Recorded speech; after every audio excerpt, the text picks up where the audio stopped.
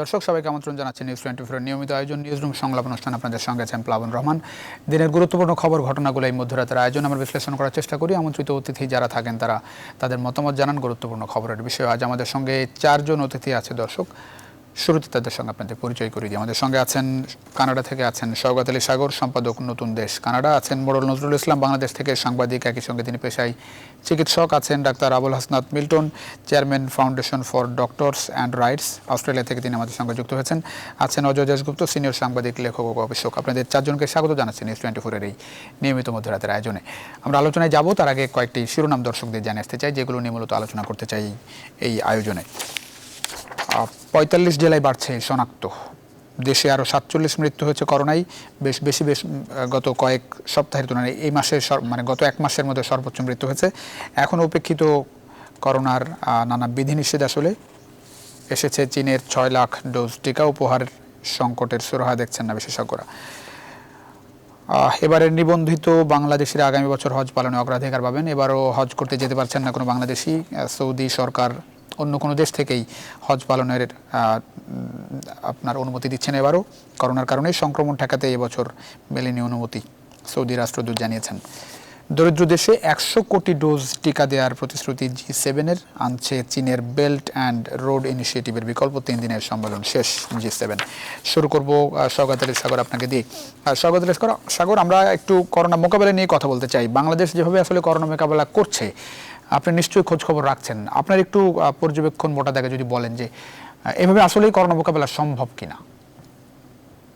আমি যদি প্রশ্ন করি যে বাংলাদেশ করোনা কিভাবে মোকাবেলা করছে, বাংলাদেশকে আসলে করোনা মোকাবেলা করছে, নাকি বাংলাদেশ ভাবছে যে না আসলে আমাদের কিছু হবে না, সব এমনিতে ঠিক হয়ে যাবে, কোনটি? আমরা যদি সীমান্ত এলাকা নিয়ে বলি, আপনাদের এই অনুষ্ঠানে আরো অনেক দিন আগে তখনও কিন্তু এত বেশি সংক্রমণ হয়নি, অত বেশি এলাকা সংক্রমিত হয়নি। তখনও আমরা কথা বলেছিলাম এবং আমরা বলেছিলাম যে সেই জায়গাটা একটু বিশেষ নজর দেওয়া দরকার। এবং আজকে এসে আবার ঠিক সেই জায়গাগুলোতে কিন্তু আমরা বারবার ফিরে ফিরে যাচ্ছি। ফলে যেটি হয়েছে, আমার কাছে বারবার মনে হয়েছে যে বাংলাদেশ আসলে কোথায় যেন যে ঠিক করোনার সংক্রমণ সেটিকে থামাতে হবে, সেটিকে একটি জায়গায় নিয়ে যেতে হবে, ঠিক সেই ভাবনা থেকে অন্য কোথাও তাদের মনোযোগটা খুব বেশি আছে। দেখেন, একটি জিনিস হচ্ছে যে আজকে প্রায় 1 বছরের বেশি সময় ধরে এখনো কিন্তু যে এটি একটি সমস্যা এবং একটি স্বাস্থ্য সমস্যা, সেই জায়গায় আমার মনে হয় না যে আমরা ঠিক দাঁড়াতে পেরেছি। আমরা এখনো নানা রকম দ্বিধাদ্বন্দ্বের মধ্যে কিন্তু থাকি। আমরা শুনি যে সীমান্ত এলাকায় লকডাউন দেওয়ার জন্য স্বাস্থ্য বিভাগ বা যে সরকারের যে পরামর্শ কমিটি আছে তারা বলেছে, আমরা শুনি যে প্রধানমন্ত্রী বলেছেন, আবার আমরা শুনি যে প্রশাসন থেকে বলেছে যে না, আমরা পরিস্থিতি অবলোকন করছি, আমরা দেখে শুনে সিদ্ধান্ত নেব। তাহলে বিষয়টা কি? এটি যদি স্বাস্থ্য সমস্যা হয় তাহলে প্রশাসনের কর্মকর্তাদের তো স্বাস্থ্য উপদেষ্টা কমিটি যে কথাটি বলছেন সেটি শোনার কথা। তাদের তো বলার কথা না যে আমরা দেখে শুনে ঠিক আছে পরিস্থিতি অবলোকন করার তো কোনো বিষয় নেই, পরিস্থিতিটি থামানোর বিষয়।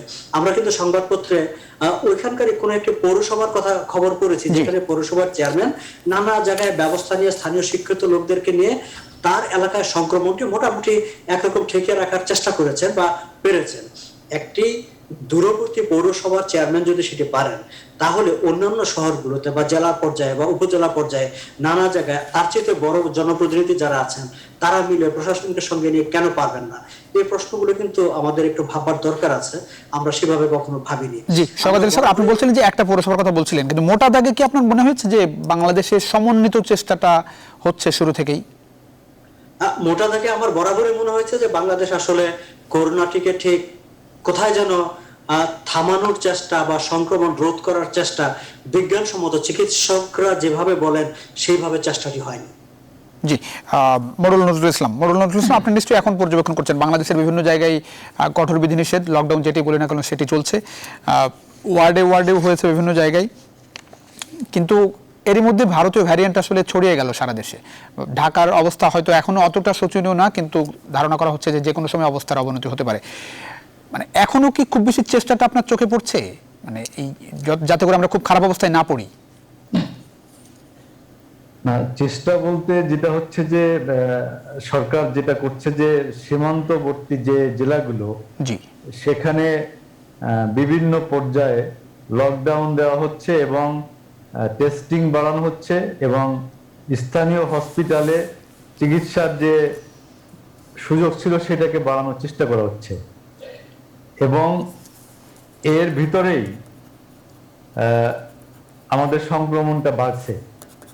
জি, এবং আপনি যদি সাতক্ষীরাতে দেখেন, সাতক্ষীরা, চাঁপাইনবাবগঞ্জ, নওগাঁ, রাজশাহী, তারপরে যশোর, খুলনা, ইভেন এটা অনেক ক্ষেত্রে যে সীমান্তবর্তী জেলাগুলো ছাড়িয়েও অন্যান্য জেলাতেও কিন্তু সংক্রমণটা বাড়ছে।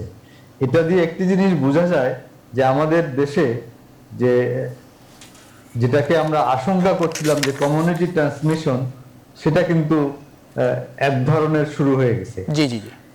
সরকারের যেটা হচ্ছে, দেখেন যে আজকে এটা আমাদেরকে বলতে হবে যে শুধুমাত্র আমরা এখন কি দিয়ে নিয়ন্ত্রণ করার চেষ্টা করছি। আমরা চেষ্টা করছি যে যেটা আমরা শুরু থেকেই বলে আসছিলাম, সেটা হচ্ছে সেই মাস্ক, সোশ্যাল ডিস্টেন্সিং মেইনটেইন এবং হ্যান্ড স্যানিটাইজেশন এবং গ্যাদারিংটাকে অ্যাভয়েড করা। এইগুলো ছাড়া আমাদের হাতে যে ভ্যাকসিনটা ছিল সেটা আমরা 2% লোককেও দিতে পারিনি। আপনি যেগুলোর কথা বললেন, বাংলাদেশ যেগুলোতে ফোকাস করতে পারে, ঢাকা শহর দেখে কি মনে হয়? না, আমি সেখানে আসছি। দেখেন, জি, ঠিক একই জায়গায় যদি যারা এটাকে নিয়ন্ত্রণ করেছে, তারা কিন্তু এই আমরা যেটা করছি এটা উন্নত বিশ্ব, এখানে যারা আপনারা দেখেছেন যে USA, UK, Canada, Germany, France, এদের যে ভ্যাকসিনেশনের যে কাভারেজটা, জি। এটা আপনার 50 থেকে 92% পর্যন্ত অ্যাভারেজ, এবং সেখানে আপনার প্রায় 40% সেকেন্ড ডোজ তারা কভার করতে পেরেছে, অনেক ক্ষেত্রে আরো বেশি হয়েছে। আমরা তো সেই জায়গাতেই, আমরা তো এটাকে যদি সংক্রমণ কমাতে হয়, এটা এখন বিশ্বব্যাপী এটা একটা স্বীকৃত, আপনাকে একটা মাস ভ্যাকসিনেশনে যেতে হবে। তাহলেই কেবলমাত্র আপনি শুধুমাত্র এই যে লকডাউন দিয়ে বা আপনার এই যে মাস্ক পরে বা এটা দিয়ে আমরা যতটুকু সম্ভব, সেটা কিন্তু গভর্নমেন্ট চেষ্টা করছে। গভর্নমেন্ট চেষ্টা করছে না তা না। আপনি দেখেন সীমান্ত জেলাগুলোতে চাঁপাইনবাবগঞ্জের যদি পরিসংখ্যান দেখেন, আমি একটা জায়গার কথা বলি, সেখানে কিন্তু এটা 65% পর্যন্ত বেড়ে গিয়েছিল, সেইটা এখন কিন্তু 10-15 এর ভিতরে চলে আসছে। অর্থাৎ আমাদের যে এফোর্টস গুলো আমরা দিচ্ছি, গভর্নমেন্ট যে এফোর্টস গুলো দিচ্ছে, সেগুলো যে একেবারেই কাজে আসছে না সেটা বলা যাবে না, গভর্নমেন্ট যে একেবারেই কিছু করছে না তা বলা যাবে না। আজকে সাতক্ষীরা, খুলনা এবং সীমান্তবর্তী অন্যান্য জেলাগুলোতে সেখানে কিন্তু টেস্ট বাড়ানো হচ্ছে, এবং সেখানে যে ভারতীয় ভেরিয়েন্টটা পাওয়া গেছে, সেখানে কিন্তু তাদেরকে কনফাইন করে সেটা কিন্তু আর ফার্দার যাতে স্প্রেড না করে, সেই ধরনের একটা চেষ্টা কিন্তু করা হচ্ছে। আজকে যদি আপনি খুশি? যতটা চেষ্টা দেখছেন, আপনি খুশি? না, আমি খুশি না, আমি খুশির কথা বলছি না, কিন্তু চেষ্টা যে নাই সেটা বলবো না। চেষ্টা পর্যাপ্ত মনে হচ্ছে? শুধু যেমন ভারতে পর্যাপ্ত চেষ্টা মনে হচ্ছে আপনার কাছে? আমার কাছে যথেষ্ট মনে হচ্ছে না। আমার কাছে যেটা মনে হচ্ছে না, কিন্তু যেটা হচ্ছে যে আমাদের যে আর্থসামাজিক অবস্থা, বিষয়টা কি এরকম যে অনেক বেশি, আপনি যেটি বললেন যে 65% হওয়ার পরে তারপরে চেষ্টাটা, যতটা চেষ্টা তারপরে কমলো, ঢাকা শহরে কি এরকম চেষ্টা আপনার মনে হবে যে ঢাকা শহরেও 50% উপরে যখন সংক্রমণ দেখা যাবে তখন অনেক বেশি কঠোরতা আসবে? সেটা কি সমীচীন হবে? আমাদেরকে আরো কঠোর হতে হবে। ঢাকা শহরে সেটা কখন হলে ভালো হয়? ঢাকা শহরে যদি 50% হয়ে যায় বা 60% হয়ে যায়, মোড়ল নজরুল ইসলাম, আমি জানতে চাচ্ছিলাম ঢাকা শহরে কখন কড়াকড়ি হলে আপনি মোটামুটি সন্তুষ্ট হবেন, মানে কোন পর্যায়ে গেলে করোনা অবস্থা হবে? এটা এখনই, যাতে ঢাকা শহরে আমরা অনেকবারই বলেছি যে ঢাকার আশেপাশের জেলাগুলোকে এমন ভাবে সিল করে দিতে হবে যাতে সীমান্তবর্তী এলাকা থেকে ঢাকায় যাতে প্রবেশ করতে না পারে, এবং সেগুলো যদি না করা যায় এবং ভারতীয় ভেরিয়েন্ট যদি ঢাকা শহরে ছড়িয়ে পড়ে, এবং যেটা দেখেন যে এই যে স্কুল, কলেজ, ইউনিভার্সিটিটা বন্ধ রাখা হয়েছে, এটাও কিন্তু একটি ভালো উদ্যোগ। তারপরে যে সোশ্যাল গ্যাদারিংটা বন্ধ রাখা হয়েছে, সোশ্যাল গ্যাদারিং তো বিভিন্ন ভাবে হচ্ছে। আপনি ঢাকা শহরে যদি তাকান, ঢাকা শহরে তো দেখে মনে হবে না যে মানে করোনা বাস্তবতা নাকি স্বাভাবিক সময়। আসবো আপনার কাছে আবারও নিশ্চয়ই। আমি একটু ডাক্তার আবুল হাসনাত মিল্টনের কাছ থেকে ঘুরে আসতে চাই। ডাক্তার আবুল হাসনাত মিল্টন, আপনার অডিওটা যদি একটু অন করেন। আমি একটু জানতে চাচ্ছিলাম, অস্ট্রেলিয়ার মতো তো নিশ্চয়ই বাংলাদেশে সম্ভব না, কিন্তু বাংলাদেশের মতো করে করোনা মোকাবেলার কোনো পদ্ধতি খুঁজে পেয়েছে বলে আপনার কাছে মনে হয় কিনা, নাকি যেভাবে চলছে এটি পর্যাপ্ত, মানে আসলে সুনির্দিষ্ট কোনো মানে পরিকল্পনা আপনার চোখে পড়ছে কিনা করোনা মোকাবেলার জায়গাটায়? ধন্যবাদ। করোনার বহুমুখী প্রভাব আছে, অর্থনৈতিক, সামাজিক, স্বাস্থ্যের, জনস্বাস্থ্যগত। জি জি আমার মনে হয় যে অর্থনীতিটাকে প্রাধান্য দিয়ে আমরা যতটুকু পরিকল্পনা করে এগিয়েছি, ঠিক স্বাস্থ্যে শুরু থেকে আমরা ততটা পরিকল্পনা দেখিনি। বাংলাদেশের করোনা নিয়ন্ত্রণের অর্জনটা আসলে মিশ্রিত। আমি যদি বলি সম্পূর্ণ ব্যর্থ, সেটা ঠিক হবে না। আমি যদি বলি সম্পূর্ণ সফল, সেটাও ঠিক হবে না। বরং আমরা কিন্তু বিশ্বব্যাপী স্বীকৃত যে করোনা নিয়ন্ত্রণে বাংলাদেশের পারফরমেন্স ভালো, এটা কিন্তু অস্বীকার করতে পারি না। কিন্তু আমরা যারা জনস্বাস্থ্য নিয়ে কাজ করি, আমরা কিন্তু যখন তাকাই আমাদের কাছে মনে হয়েছে যে এই জায়গাটা অনেক ভালো করা যেত। যেমন ভারতের ডেল্টা ভ্যারিয়েন্টটা যে আসছে সীমান্ত এলাকায়, আমরা বারবার বলছি যে সীমান্তে কিন্তু দুটো বর্ডার কাজ করে, একটা হলো অফিসিয়াল বর্ডার, একটা আনঅফিসিয়াল বর্ডার। মানুষজনের যাতায়াতটা কতটুকু নিয়ন্ত্রণ আমরা করতে পেরেছি, এবং সীমান্ত এলাকা তো সীমান্ত এলাকায় থাকে না, এটা ছড়িয়ে পড়েছে 40টার বেশি জেলায়। সুতরাং এই জায়গাগুলোতে আমার কাছে মনে হয়েছে যে লকডাউন একটা উপায়, কিন্তু আমাদের টিকার হারটা বাড়াতে হবে। অন্তত 5 কোটি লোককে দ্রুততার সাথে টিকার আওতায় আনতে হবে। আমার মনে হয় টিকা কূটনীতিতে, টিকার যে কৌশল, সেই জায়গাটায় আমরা পিছিয়ে আছি। আপনি একটা জিনিস দেখেছেন যে যুক্তরাষ্ট্রে আমাদের 4 জন ডাক্তার, তারা উদ্যোগ নিয়ে অনেক অ্যাস্ট্রাজেনিকার টিকা পাঠানোর ব্যবস্থা করেছে। 70 লাখ অ্যাস্ট্রাজেনেকার টিকার ব্যবস্থা হচ্ছে। হ্যাঁ, তো প্রবাসী যারা আছে এবং সেই সব দেশের দূতাবাসের সহায়তা নিয়ে কাজ করুন। আমাদের স্বাস্থ্য মন্ত্রণালয়ের মন্ত্রীর একটা কোটেশন দিয়ে আমার কথা শেষ করছি। উনি সম্প্রতি টিআইবির একটা প্রতিবেদন নিয়ে বলেছেন যে স্বাস্থ্য মন্ত্রণালয়ের দুর্নীতির অভিযোগ তোলাটা একটা ফ্যাশন হয়ে গেছে।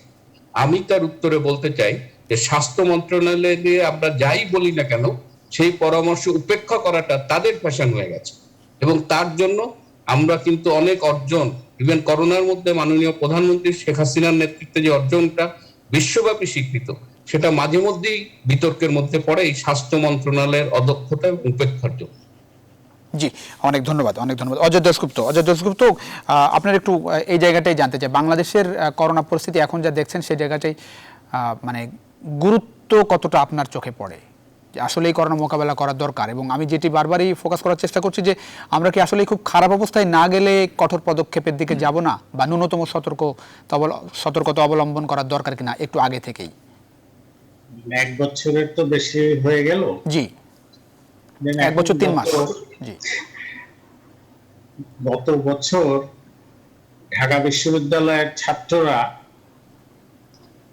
এই অপরাজয় বাংলার সামনে 10-20 জনেই সমাবেশ করেছে যে বিশ্ববিদ্যালয়ের শিক্ষা প্রতিষ্ঠান বন্ধ করে দাও।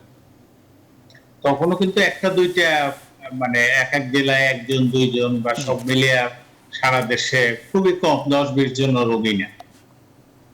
এখনো আবার ওই 10-20 জন 50 জনেই কিন্তু ওই সব জায়গায় গিয়ে মানববন্ধন করতেছে যে বিশ্ববিদ্যালয় খুলে দাও। এটা একটা অদ্ভুত মানে দৃশ্য। এবং আমাদের গণমাধ্যম হলো দুইটাই খুবই গুরুত্ব। ওই 10 জন ছাত্রের সমাবেশকেই কিন্তু আমরা ছাত্র সমাবেশের দাবি, মানববন্ধনের দাবি, শিক্ষা প্রতিষ্ঠান খুলে দেয়। এটা একটা আমাদের বাস্তবতা। আর একটা বাস্তবতা আমরা দেখছি, কতগুলো অদ্ভুত ধরনের প্রেসার গ্রুপ আমাদের সমাজে সক্রিয়। পোশাক শিল্পের মালিকরা, এই যে আমাদের মিল্টন ভাই বললেন যে বেসরকারি উদ্যোগে অনেকে কিনে, এখন মানে আমরা তো 1 কোটি 2 লাখ ভ্যাকসিন পেয়েছি, আর এখন এই চীন থেকে দেখেন 11 লাখ আসলো, আমাদের বিমান কিন্তু চীনে গিয়ে নিয়ে আসতে হয়েছে।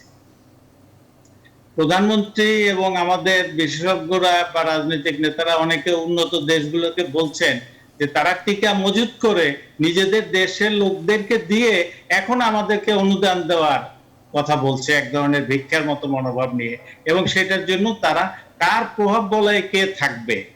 চীন ভারতের সঙ্গে পছন্দ করে না, ভারত আমেরিকার সঙ্গে পছন্দ করে না, আমেরিকা চীনের সঙ্গে পছন্দ করে না, চীন রাশিয়ার সঙ্গে পছন্দ করে না। বাংলাদেশকে তো এই বাস্তবতা নিয়ে চলতে হচ্ছে। আপনি এই যে G7 এর মিটিং হলো, চীন বিরোধী জোট কি করে করা যায় সেটা হচ্ছে তাদের প্রধান আলোচনার বিষয়। অথচ আমরা মনে করি যে মানব জাতিকে বাঁচানোর জন্য হলো এই সম্পদশালী দেশগুলো থেকে শুরু করে সবারই একজোট হওয়া দরকার। আমাদের বাংলাদেশের জন্য যারা মনে করি যে সব করলো না কেন, এখন ভ্যাকসিন তো সবাই দেওয়া দরকার, এটা সবাই বুঝে। এখন টাকারও কিন্তু প্রবলেম না, কারণ যদি উন্নত দেশগুলো 100 কোটি দেয়, বাংলাদেশ নিশ্চিত যে এই আমরা তার থেকে 3-4 কোটি ডোজ আমরা পেয়ে যাব আর কি। কিন্তু কবে পাবো এটার তো কোনো নিশ্চয়তা নেই। উন্নত দেশগুলো যাদের হাতে ভ্যাকসিন আছে তারা কি কেউ রিলিজ করছে ভ্যাকসিন, এক্সপোর্ট করছে এবং আমাদেরকে বলছে যে তোমরা নাও, টাকা হইলে নিতে পারো? বাস্তবতা কি এইটা? নাকি আমরা টাকা নিয়ে ঘুরছি, ভ্যাকসিন পাই না? বাস্তবতা কোথায়? অজয় দেশগুপ্ত, আমি যেটি জানতে চাচ্ছিলাম, ধরেন টিকা নিয়ে একরকম কূটনীতি চলছে, আনার চেষ্টা চলছে, 70 লাখ ডোজের কথা বলা হচ্ছে যে প্রবাসী বাংলাদেশিরা 4 জন চিকিৎসক মিলে মানে অ্যাস্ট্রাজেনেকার টিকা আনার চেষ্টা করছে, সেটি হয়তো আসবে শেষ পর্যন্ত।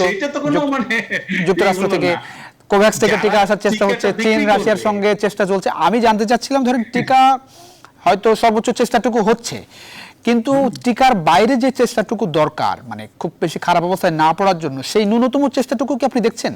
না, সেইখানেই হচ্ছে যে ধরেন আপনারা যেটা একটু আগে অনেকে বলছিলেন যে প্রধানমন্ত্রী একরকম নির্দেশ দিচ্ছেন, পরিবহন শ্রমিক মালিকরা তারা কিন্তু মনে করে কোন রকম স্বাস্থ্য বিধি মেনে গাড়ি চালাবো, এই কথাটা বলে শুধু অর্ডারটা বের করি, তারপরে আমরা আমাদের মতো দেখি, আমরা আমাদের মতো চলি।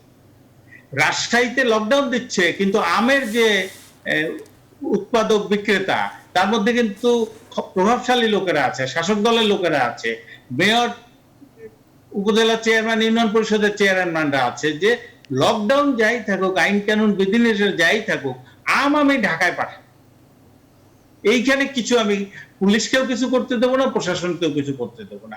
ম্যাঙ্গো এক্সপ্রেস আমাকে চালাইতে হবে, ট্রাক ভর্তি আম আমাকে পাঠাইতে হবে, এবং ওই শ্রমিকরা এই যে লবিগুলো কাজ করতেছে এইটাকে কন্ট্রোল করা। শাসক দলকে আমি বারবার এই কথাটা বলি যে তারা বলে যে গোটা দেশের স্থানীয় সরকার থেকে পার্লামেন্ট পর্যন্ত জনগণ তাদেরকে নির্বাচিত করে, জনগণ তাদের উপরে আস্থা রাখে, কিন্তু সেই যে জনগণের আস্থা রাখার যে প্রতিষ্ঠানগুলো, নির্বাচিত সংস্থাগুলো, জনপ্রতিনিধিদের, সেইগুলোকে যদি কাজে লাগানো না হয়, এবং তার সঙ্গে দেখেন এই যে বিশেষজ্ঞদের কথা বললেন, বাংলাদেশের বিশেষজ্ঞরা, স্বাস্থ্য বিশেষজ্ঞরা কি গত 1 বছর 3 মাসে এক সুরে একটা কথাও বলছে? যেই সিঙ্গেল কথাটা, নজরুল ভাই তো এদের জগতে বিচরণ করেন, এক সুরে সমস্ত বিশেষজ্ঞ চিকিৎসকরা, বড় বড় প্রতিষ্ঠানের প্রধানরা, স্বাস্থ্য মন্ত্রণালয় এক সুরে একটা কথাও বলে। এটাই হলো আমাদের দুর্ভাগ্য। আমাদের দুর্ভাগ্য হলো যে পোশাক শিল্পের মালিকরা এই যে বললেন যে 70 লাখ ভ্যাকসিন সংগ্রহ করতে চায়, এই ভ্যাকসিন তো পোশাক শিল্পের মালিকরা সংগ্রহ করে উদ্যোগ নেওয়া উচিত ছিল যে তাদের যে 40 থেকে 50 লাখ শ্রমিক আছে তারা তাদেরকে ভ্যাকসিন দেওয়ার ব্যবস্থা করবে, ভ্যাকসিন সংগ্রহ করে। উল্টা তারা বেতন দেওয়ার জন্য গভর্নমেন্টের কাছে টাকা চায়। তার তো স্বাস্থ্যবিধিটা সবচেয়ে ভালো হতো ওখানে। পরিবহন মালিকরা, বড় বড় কোম্পানি যেগুলো হচ্ছে এখন, তারাই তো করতে পারতো যে তার পরিবহন শ্রমিকদেরকে তারা ভ্যাকসিন দিবে, সেটার জন্য গভর্নমেন্টকে তারা টাকা দিবে। উল্টা তারা এখন 5,000 কোটি টাকা গভর্নমেন্টের কাছে চায় তাদের এই পরিবহন শ্রমিকদের বেতন দেওয়ার জন্য। এই জায়গাটা তো আমরা পিছিয়ে আছি, অনেক পিছিয়ে আছি। জি, অনেক ধন্যবাদ, অনেক ধন্যবাদ। আমি শওকত আলী সাগর, বাংলাদেশের শুরু থেকে করোনা মোকাবেলার জায়গাটাই যেটি চোখে পড়ে, যে বিভিন্ন প্রেসার গ্রুপ, এই যে পোশাক মালিক শ্রমিক বলেন, দোকান মালিক শ্রমিক বলেন, তারপরে আরো পরিবহন মালিক শ্রমিক, মানে নিয়ন্ত্রণটা আসলে কোথায় দেখছেন আপনি? মানে আমি জানতে চাচ্ছিলাম যে মানে চালকের আসনে তো নিশ্চয়ই সরকারের থাকার কথা, সেইটি এই করোনাকালের বাস্তবতায় কতটা স্পষ্ট হচ্ছে আপনার কাছে, এবং সেটি কতটা উচিত বলে আপনার মনে হয়? মানে নিয়ন্ত্রণের জায়গাটাই, মোকাবেলার জায়গাটাই, কিংবা চালকের আসনে বসে নিয়ন্ত্রণ করার জায়গাটা। দেখেন, করোনা ভাইরাস শুরু হওয়ার পর থেকে আপনি যদি বিশ্বের বিভিন্ন দেশে, এমনকি পশ্চিমা দেশগুলোর দিকে তাকান, সবাই এটিকে বলেছে স্বাস্থ্য সমস্যা। এবং প্রত্যেকটি দেশে স্বাস্থ্য বিশেষজ্ঞরা যে কথাগুলো বলেছেন, বা প্রতিটি দেশের সরকারের যে স্বাস্থ্য বিষয়ক করোনা মোকাবেলায় যে কমিটি, জাতীয় কমিটি গঠন করা হয়েছে, যে কমিটি যে কথাগুলো বলেছে সরকার সেটি পালন করেছে। মাত্র সরকার স্টিয়ারিং এ থেকেছে, কিন্তু ডিসিশনটা এসেছে কি করতে হবে, কি করা যাবে না, সেই ডিসিশনটা এসেছে বিশেষজ্ঞ কমিটির কাছ থেকে। কিন্তু বাংলাদেশের সমস্যাটি হয়েছে যে বাংলাদেশে বিশেষজ্ঞ কমিটি একটি আছে বলে আমরা শুনেছি। অজয়দা যে কথাটি বললেন যে তারা কেউ এক সুরে কখনো কথা বলেনি, সেটিও সত্য। আমাদের চিকিৎসকরা নানা রকম কথাবার্তা বলেছেন, এমনকি বিজ্ঞান সম্মত নয় এমন প্রেসক্রিপশন তারা টেলিভিশনে, টক শোতে, ফেসবুকে, এমনকি কালকে দেখলাম আমাদের একজন খুব গুরুত্বপূর্ণ একজন মন্ত্রী, তিনি তার এলাকা সহ উত্তর সীমান্ত এলাকার রোগীদের জন্য একটি প্রেসক্রিপশন ফেসবুকে পোস্ট করে দিয়েছেন। আমি জানি না যে একজন মন্ত্রী ওষুধের প্রেসক্রিপশন কিভাবে ফেসবুকে দেন। এখন সমস্যাটা হয়েছে যে বাংলাদেশে এটিকে কখনোই স্বাস্থ্য সমস্যা হিসেবে দেখা হয়েছে বলে মনে হয়নি, এবং বাংলাদেশে সবসময় মনে হয়েছে একটি প্রবণতা যে সবকিছু মাননীয় প্রধানমন্ত্রী করবেন, তার মুখের দিকে সবাই তাকিয়ে থাকেন, এবং পুরো বিষয়গুলো আমি জানি না যে প্রধানমন্ত্রী পর্যন্ত যায় কিনা, কোথায় ঘুরপাক খায়, এবং আসলে যেখানে যখন যেটি প্রয়োজন সেই সিদ্ধান্তটি না, কিন্তু প্রধানমন্ত্রী করছেন, প্রধানমন্ত্রী যখন নিজে বলছেন, নির্দেশনা দিচ্ছেন, সেগুলোও কতটা বাস্তবায়িত হচ্ছে? এখন সেটি কিন্তু একটি খুব গুরুতর প্রশ্ন এবং গুরুত্বপূর্ণ প্রশ্ন, যে প্রধানমন্ত্রী নির্দেশনা দেওয়ার পর যদি সেটি বাস্তবায়িত না হয়, তাহলে কিন্তু প্রশ্ন ওঠে যে প্রধানমন্ত্রীর চাইতেও ক্ষমতাবান আর কেউ সেখানে আছে কিনা, বা তারা কারা, এবং তাদের উপর প্রধানমন্ত্রীর নিয়ন্ত্রণ কেন থাকবে না। আমরা যদি সে আলোচনা যাই তাহলে কিন্তু বিষয়টি সেদিকে যায়। আমরা দেখতে চাই যে অবশ্যই সবকিছু প্রধানমন্ত্রীর নিয়ন্ত্রণে আছে, কিন্তু যারা এই বিষয়গুলোকে, স্বাস্থ্য সমস্যা দেখেন, যখনই আপনারা কথা বলেন সবসময় কিন্তু একটি হয়েছে বাংলাদেশে জীবন এবং জীবিকা, এই একটি বিতর্ক, আমার কাছে বরাবরই মনে হয়েছে এটি একটু হয়তো বিতর্ক। এই বিতর্কটা তুলে কিন্তু যে স্বাস্থ্য সমস্যা মানুষকে যে একটু ভাবতে দেওয়া যে এটি একটি সংকট, সেই সংকট থেকে সরে যাওয়ার একটি উপায় তুলে দেওয়া হয়েছে। ও না, আমার তো পেটে ভাত নাই, আমাকে তো কাজ করতে হবে, আমি কি করবো, আমি এগুলো শুনবো না। এই যে না শোনা, এমনিতেই মানুষের মধ্যে একটি আইন অমান্য করার প্রবণতা থাকে, সরকারি নির্দেশ অমান্য করার প্রবণতা থাকে। যখন আমরা বলি যে জীবন এবং জীবিকার একটা বিতর্ক তোলার সুযোগ দেই, তখন কিন্তু আমরা ওটিকে অবলম্বন করে আবার এইসব স্বাস্থ্য বিষয়ক নির্দেশনাগুলি ভাঙ্গার, অমান্য করার চেষ্টা করি।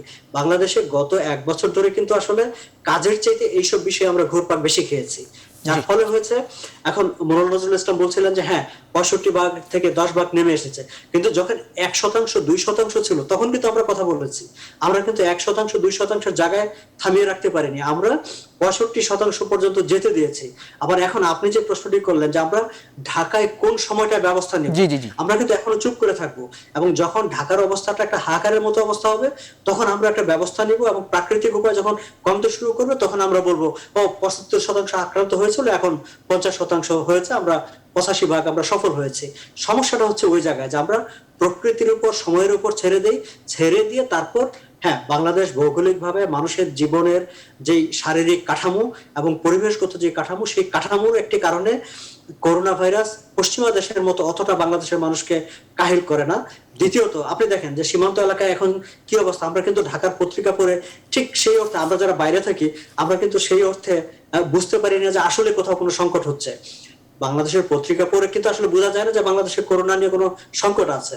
বলে আমরা বলতেই পারি যে হ্যাঁ বাংলাদেশ তো আসলে সবকিছু নিয়ন্ত্রণে আছে, কিন্তু সমস্যাটা কোন জায়গায় সেটির তথ্য, হিসাব নিকাশ, পর্যাপ্ত পরীক্ষা নিরীক্ষা সবকিছু সামনে নিয়ে বসলে তখন বোঝা যায় যে আসলে দেশের অবস্থাটা কোন জায়গায় আছে। আসলে কঠিন, আসলে এই তথ্যপত্র নিয়ে পর্যালোচনা করে অ্যাকচুয়াল পিকচারটা পাওয়া আসলে কঠিন। অনেক ধন্যবাদ মোহাম্মদ নজরুল ইসলাম।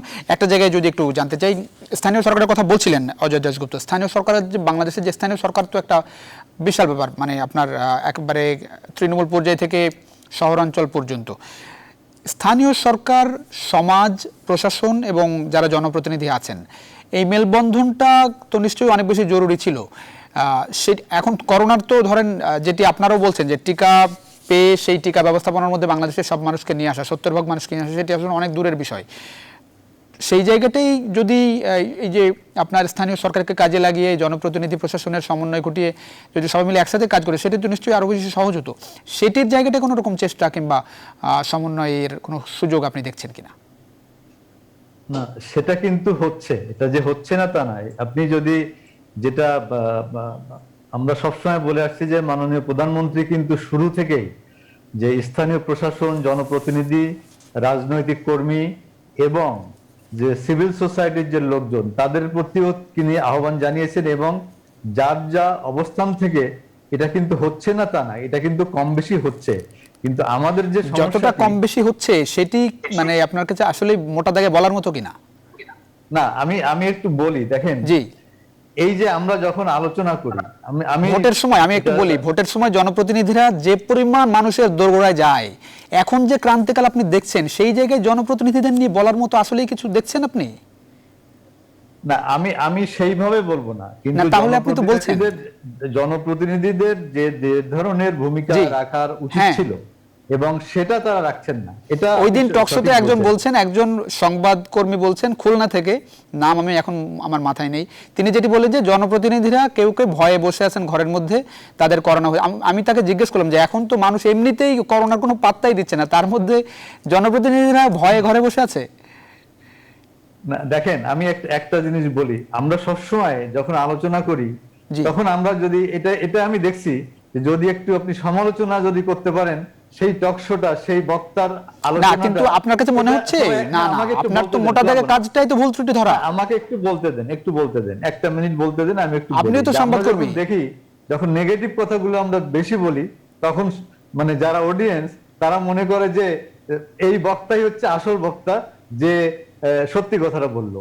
কিন্তু আপনি একটি রাষ্ট্র দেখায় দেন তো পৃথিবীর, যে রাষ্ট্র আমরা যা করছি এর বাইরে করছে। এখানে স্বগত আলী সাগর আছে, মিল্টন আছে, আপনি- একটা রাষ্ট্রের কথা আপনি বলেন। আজকে ইউকেতে যখন আপনি কানাডার সাথে আপনি বাংলাদেশের তুলনা করতে পারবেন? অস্ট্রেলিয়া যা করছে আপনি তুলনা করতে, অস্ট্রেলিয়া ঢোকা মাত্র 14 দিনের বাইরে আপনি হোটেলের বাইরে বেরই হতে পারবেন না, সুযোগই নাই। আপনাকে বলি, দেখেন, 5 বছরের জেলের মতো সুযোগ আপনি শুনেছেন, বাংলাদেশে আপনি এগুলো চিন্তা করতে পারবেন না। এই জন্য তো একটু বলতে দেন, ব্রাজিলের 2 জন স্বাস্থ্যমন্ত্রীকে বরখাস্ত করা হয়েছে। ব্রাজিলে কি আমাদের কি হয়েছে? সেখানে কি কমেছে? আমাদের কি হয়েছে? আমাদের নিউজিল্যান্ডে আপনি পদত্যাগের কথা যে বললেন, মিস্টার জেসিন্ডা, না, আপনি যে বললেন 2 জনকে বরখাস্ত করা হয়েছে পদত্যাগে, আমাদের দেশে সম্ভব?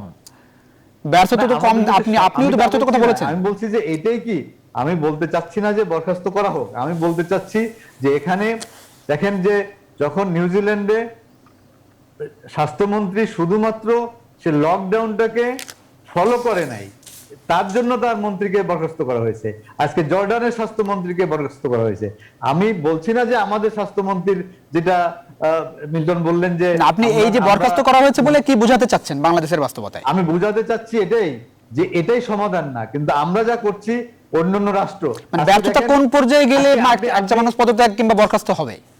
না দেখেন, আজকে প্রেসিডেন্ট বাইডেন যখন বলছে যে মাস্ক পরার দরকার নাই, সেটা কিন্তু আপনি সমালোচনা করছেন না। আমি সেখানে যদি সেটা বলি আমার যে এখানে মাস্ক বসে পরার সমালোচনা দরকার করার তো নাই, জায়গা না, আমি এখানে বসে বাইডেনের সমালোচনা করতে পারি?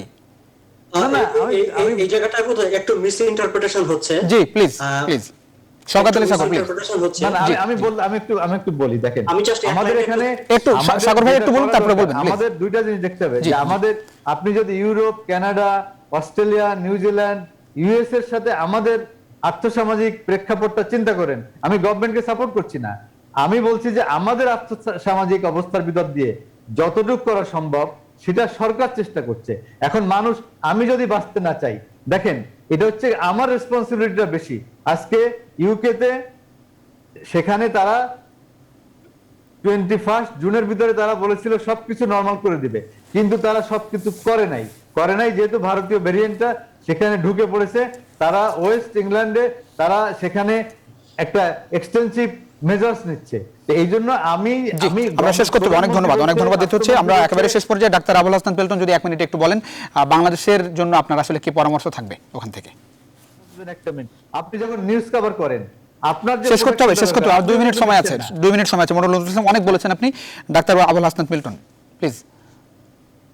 আমি মানে জনপ্রতিনিধিরা নেই জি, কেন, জি। রাজনৈতিক সংগঠনের আমরা বারবার বলেছি যে কোভিড ভলেন্টিয়ার্স করতে পারে, এগুলো কেন নেই? এটি অজয়দা আপনারা নিশ্চয়ই একটি গবেষণা করবেন, কারণ মাননীয় প্রধানমন্ত্রী একজন জননেত্রী হওয়ার পরেও কেন তার জনপ্রতিনিধিদের বাদ দিয়ে আমলাদের বা জেলা প্রশাসককে দায়িত্ব দিয়েছে, এই প্রশ্নটার উত্তর কিন্তু আমাদের খোঁজা দরকার। ব্যর্থতাটা কোথায়, কেন জনপ্রতিনিধিরা নেই এবং উত্তরণ কি? দ্বিতীয় হলো যে আমাদের স্বাস্থ্য বিশেষজ্ঞদের বহুমত, আমার কাছে মনে হচ্ছে বাংলাদেশে জনস্বাস্থ্য বিশেষজ্ঞরা খুব বেশি কথা বলেনি। যারা স্বাস্থ্যে কথা বলেছে তারা বৈজ্ঞানিক তথ্য উপাত্তের উপর নির্ভর না করে তারা অনেকটা করোনা জ্যোতিষীর মতো ভবিষ্যৎবাণী করেছে, এবং সেই ভবিষ্যৎবাণী কখনো ঝড়ে বক পড়েছে, কখনো পড়েনি। হ্যাঁ, এইগুলো স্বাস্থ্যই কিন্তু যত কষ্ট আমাদের দিয়েছে, এবং অস্ট্রেলিয়া আমেরিকার সাথে আমি তুলনা করি না বাংলাদেশের, কিন্তু সবকিছুর একটা মৌলিক ব্যাকরণ আছে। মহামারী নিয়ন্ত্রণের যে মৌলিক পদক্ষেপগুলো আছে খুব এবিসিডি 4টা পদক্ষেপ, সেই পদক্ষেপ আমরা শুরুতে গ্রহণ করিনি। জি, আমরা অনেক গত ধন্যবাদ, বছর অনেক ধন্যবাদ, ফেব্রুয়ারি অনেক মাসে ধন্যবাদ। বলেছি আমরা এই দেশে শওকত আলী করোনা সাগর, হবে আপনি না। একটু বলতে চাচ্ছিলেন, যদি এক লাইনে একটু বলেন ওই বিষয়টি। জি, আমি বলতে চাচ্ছিলাম যে জো বাইডেন কিন্তু তিনি নিজে বলেননি মাস্ক পরতে হবে না। সিডিসি যখন বলেছে যে আমেরিকার অবস্থা এখন এই পর্যায়ে এসেছে, প্রয়োজনীয় সংখ্যক মানুষের 2টি করে ভ্যাকসিন হয়েছে, এখন আমরা মাস্কটিকে আর আমাদের প্রয়োজন নাই, ঠিক তখন জো বাইডেন বলেছেন যে মাস্ক না পরলেও চলবে বা মাস্ক পরতে হবে। যারা 2 ডোজ ভ্যাকসিন নিয়েছেন, যারা 2 ডোজ ভ্যাকসিন নিয়েছে, এবং জি, আমেরিকার অনেক ধন্যবাদ, পরিস্থিতি অনেক এখন ধন্যবাদ। এতটা নিয়ন্ত্রণে এসেছে যে এখন আর মাস্ক না পরলেও চলে। জি, বাংলাদেশের অবস্থা অজয় কিন্তু দাশগুপ্ত, এখন আমরা সেই শেষ করব। জায়গায় অজয় দাশগুপ্ত, আপনি শুনছিলেন নিশ্চয়ই আলোচনা, শেষ মন্তব্য আপনাকে দিয়ে শেষ করতে চাই। আমি আমাদের পরিস্থিতিটা স্বাভাবিক হবে আমি এটা প্রত্যাশা করি। আমি জরুরি ভিত্তিতে একটা কাজের কথা বলি। জি, আমাদের সরকারি বেসরকারি মিলে মানে যে মেডিকেল কলেজগুলো আছে, ছাত্রছাত্রীরা তো বসে আছে পড়াশোনা কোর্স এগুলো, এই ছাত্রছাত্রীদেরকে জরুরি ভিত্তিতে তার নিজ নিজ এলাকায় যেখানে সে আছে তাকে বলা যে তুমি তোমার 50 জন ছাত্র, 50 জন গ্রামবাসী বা শহরবাসী বা কারখানার শ্রমিক, তারা হচ্ছে তোমার সাবজেক্ট, তুমি তাদের খোঁজ খবর নিবে। This is your medical course of reading and examination. এইরকম এই যে সামাজিক শক্তিকে গভর্নমেন্টের কাজে লাগাতে হবে, তাহলে শুধু করোনা না, করোনার পরেও যে যদি করোনা চলে যায় দ্রুতই চলে যাবে এই জি, প্রত্যাশা অনেক করছি। ধন্যবাদ, অনেক ধন্যবাদ, গুরুত্বপূর্ণ পরামর্শ দিয়েছেন। অনেক ধন্যবাদ শওকত আলী সাগর, মনিরুল ইসলাম, ডাক্তার আবুল হাসান মিল্টন, অজয় দেশগুপ্ত, আপনাদের 4 জনকে অসংখ্য ধন্যবাদ। এই রাতে আমাদের মূল্যবান সময় নিউজ 24 এর নিউজরুম সংলাপ দেওয়ার জন্য। দর্শক, আপনারা যারা আমাদের সঙ্গে ছিলেন, আপনাদেরকে অসংখ্য ধন্যবাদ। নিশ্চয়ই সময়টা এখনো বেশ খারাপ, বাইরে গেলে অবশ্যই মাস্ক পরবেন, স্বাস্থ্যবিধি মেনে চলবেন। শুভরাত্রি, নিশ্চয়ই দেখা হবে আগামীকাল একই সময়ে। সে পর্যন্ত ভালো থাকবেন, সুস্থ থাকবেন, আশা করি নিউজ 24 এর সঙ্গে থাকবেন।